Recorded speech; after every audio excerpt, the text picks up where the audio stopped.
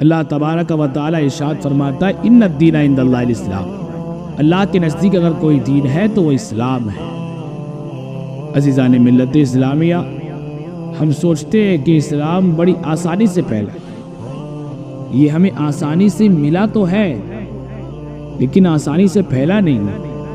اسی دین کی خاطر میرے آقا علیہ السلام نے طائف میں پتھر کھائے، اسی دین کی خاطر صحابہ کرام نے کافروں کے ظلم و ستم کو برداشت کیا، اسی دین کی خاطر میدان کربلا میں امام حسین نے اپنی گردن کٹا دی، اپنے کنبہ قبیلہ خاندان کو قربان کر دیا، صرف اسی دین کی خاطر۔ اور ہم سوچتے ہیں کہ یہ دین بڑی آسانی سے پھیلا ہے۔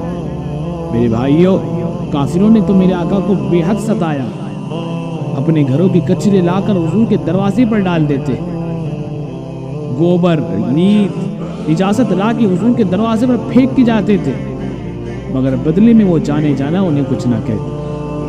آپ حرم کعبہ میں نماز کے لیے جاتے تو آپ کے گلے میں پھانسی کا پھندا ڈال کر حضور کا گلا اس زور سے گھونٹتے کہ میرے آقا کا چہرہ شدت درد سے لال ہو جاتا، دم گھٹنے لگتا۔ حالت سجدے میں جاتی تو جانور کی اجڑی لا کر میرے آقا کی پیٹھ پر رکھ دیتے۔ یہ سب ظلم و ستم مکی کے کافروں نے میرے آقا کے ساتھ کیا۔ آپ راستے سے گزرتے تو کانٹے بچھاتے، آپ کو دھکا دے کر زمین پر گرا دیتے، اور آپ نے اب سوچا کہ یہ مکے کے لوگ باز نہیں آتے تو چلو طائف والوں کو دین خدا کی دعوت، مگر ان ظالموں نے بھی بڑا دردناک سلوک آپ کے ساتھ کیا۔ آپ طائف گئے، ان لوگوں کو اسلام کی دعوت دی تو وہ لوگ منکر ہو گئے، اخرج یا محمد کے نعرے لگانے لگے کہ محمد نکل جاؤ۔ اللہ میرے حضور پر ان ظالموں نے سنگ باری کی، پتھر برسائے، اتنے پتھر مارے کہ آقا علیہ السلام کے نالین مبارک خون سے بھر گئے۔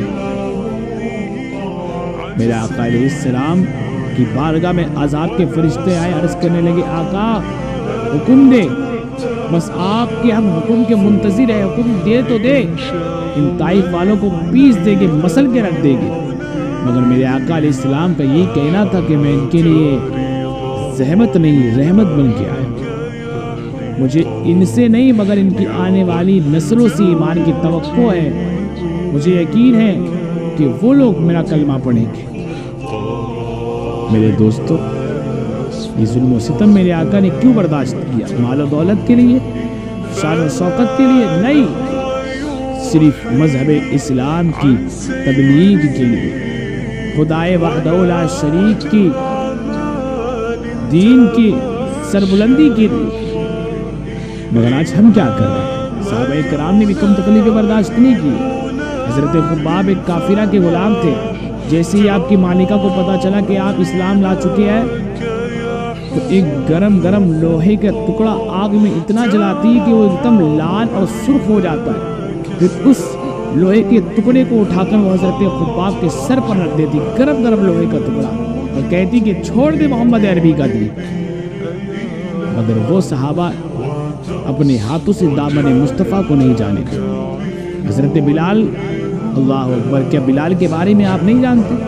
مکے کی گرمیلی تپتی ہوئی ریت پر لیٹا کر حضرت بلال کو مارتے، ایسی زمین کہ جس کے بارے میں فرماتے ہیں صحابہ کرام کہ مکے کی گرمیلی زمین کا یہ عالم تھا کہ اگر گوشت کا ٹکڑا اس پر رکھ دیا جائے تو اس کی گرماہٹ سے پک جائے۔ اس گرمیلی زمین، ریتیلی زمین پر حضرت بلال رضی اللہ تعالیٰ عنہ کو لٹایا جاتا، آپ پر ظلم و ستم کیا جاتا۔ مطالبہ یہ تھا کہ بلال محمد عربی کا دین چھوڑ دو، مگر بلال کا یہی کہہ رہا تھا کہ جب تک جسم میں جان ہے یہ جان مدینے والے کے قدموں میں قربان۔ حضرت بلال نے دامن مصطفیٰ کو ہاتھوں سے نہ جانے دیا، اپنے ہاتھوں سے دامن مصطفیٰ کو جانے نہ دیا۔ یہ تمام تکلیفیں کیوں برداشت کی صحابہ کرام اور میرے آقا نے؟ صرف دین اسلام کی۔ اور آج ہم کیا کر رہے ہیں؟ ہم اتنے بدبخت ہو گئے کہ ہم نے دنیاوی جگہوں کو آباد کیا، سڑکوں کو آباد کیا، جم خانوں کو آباد کیا، ہوٹلوں کو آباد کیا، غلط جگہوں کو آباد کیا، تھیٹروں کو آباد کیا، ناچنے گانے کے اڈوں کو آباد کیا، پب کو آباد کیا، کلب کو آباد کیا۔ مگر خدا کے گھر کو ویران کر دیا۔ پھر ہم کہتے ہیں کہ ہمارے گھر میں برکت نہیں ہے، ہم پریشان ہیں۔ اے ظالموں، تم خدا کے گھر کو ویران کر کے دوسروں کے گھروں کو آباد کرو گے تو کہاں سے تمہارے گھروں میں برکت آئے گی؟ کہاں سے تم سکون میں رہو گے؟ تم سکون تھیٹروں میں تلاش کرتے ہو؟ تم سکون بے حیائیوں کی جگہوں میں تلاش کرتے ہو؟ رب تو کہتا ہے الا بذکر اللہ تطمئن القلوب، اللہ کے ذکر سے دلوں کو سکون ملتا ہے، اللہ کے ذکر سے دلوں کو سکون ملتا ہے، نہ کہ ناچنے گانے سے۔ لیکن آج ہم کیا کر رہے ہیں؟ اپنا وقت غلط جگہوں میں صرف کر رہے ہیں۔ یہ نہیں سوچتے کہ ہمارے ساتھ بروز قیامت کیا ہوگا، کیا جواب دیں گے ہم اللہ اور اس کے رسول کو۔ خدا کے واسطے میرے عزیزوں، گناہوں سے باز آ جائے، گناہوں سے باز آ جائے۔ زندگی ایک بار ملتی ہے، بار بار نہیں۔ جب وقت مقرر ہوگا، مکمل ہوگا، ملک الموت آئے گی اور روح قبض کر کے لے جائے گی۔ وہ یہ نہیں دیکھے گی کہ بوڑھا تھا یا بچہ تھا، چھوٹا تھا یا بڑا تھا۔ روح قبض کر کے لے کے جائیں گے۔ پھر بارگاہ خدا میں جواب دینا کہ کیوں تم نماز نہیں پڑھے، کیوں تم نے گناہوں سے پرہیز نہیں کیا۔ اور یاد رکھنا، بروز قیامت سب سے پہلے جس کے بارے میں سوال کیا جائے گا وہ نماز ہی کا ہوگا، وہ نماز ہی کا ہوگا۔ اللہ کے واسطے رجوع اللہ کریں، توبہ کریں، استغفار کریں، خوف خدا میں روئے۔ زیادہ ہنسی دل کو مردہ کر دیتی ہے، تو خوف خدا میں رویا کرے۔ حضرت امام زین العابدین جب وضو کرتے تھے تو ان کا چہرہ نا زرد پڑ جاتا، پیلا ہو جاتا۔ لوگ پوچھتے کہ اس کی وجہ کیا ہے، تو آپ فرماتے کہ اے لوگوں، کیا تمہیں پتہ نہیں کہ میں کسی دنیا دار کی بارگاہ میں نہیں، پروردگار کی بارگاہ میں جا رہا ہوں۔ اب بتاؤ کہ کوئی آدمی کسی منسٹر کے پاس جاتا ہے تو بڑا خوف سے لرزہ برندام ہوتا ہے، اور حضرت امام زین العابدین کہتے ہیں میں تو سارے جہاں کے مالک کی بارگاہ میں جا رہا ہوں، تو خوف سے کیوں نہ قابو۔